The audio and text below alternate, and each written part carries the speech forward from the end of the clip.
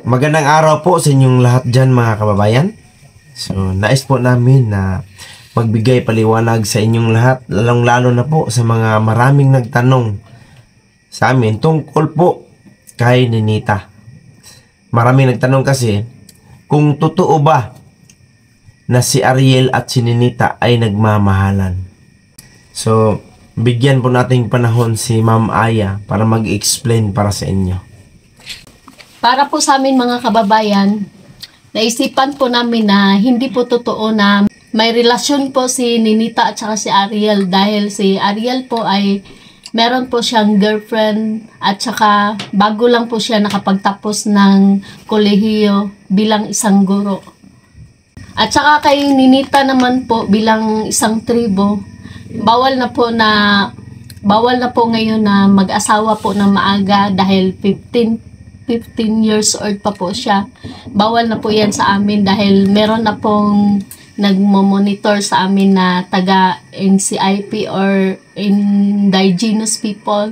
Kasi po yung tribo po namin ngayon, meron na po kaming sinusunod na batas na hindi po pwedeng mag-asawa po yung mga minor de edad. At marami na rin po sa aming mga katribo ngayon na na-educate para po hindi na po sila maaga mag-asawa at para po doon at saka tinuturoan na rin po yung mga magulang nila na hindi po pwede na paasawahin ng maaga yung mga anak nila dahil po bawal po yun sa batas namin. Dahil po pag nag-asawa po sila ng maaga, sila lang din po yung maghihirap dahil wala pa silang mga experience sa buhay.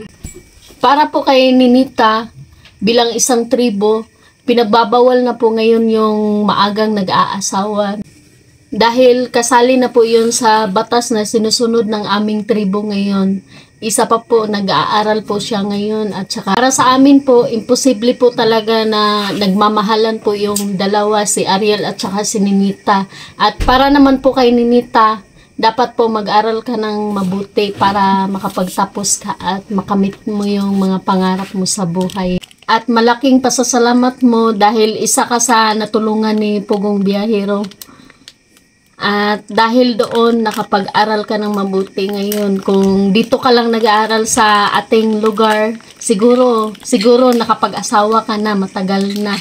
At doon naman po sa team PB team, magpapasalamat din po ako sa inyo dahil marami po kayong natulungan na mga katribo namin.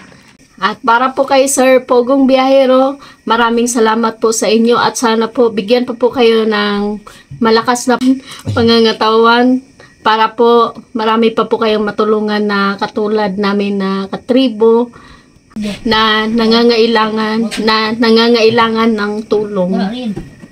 Hanggang doon na lang po yung video namin.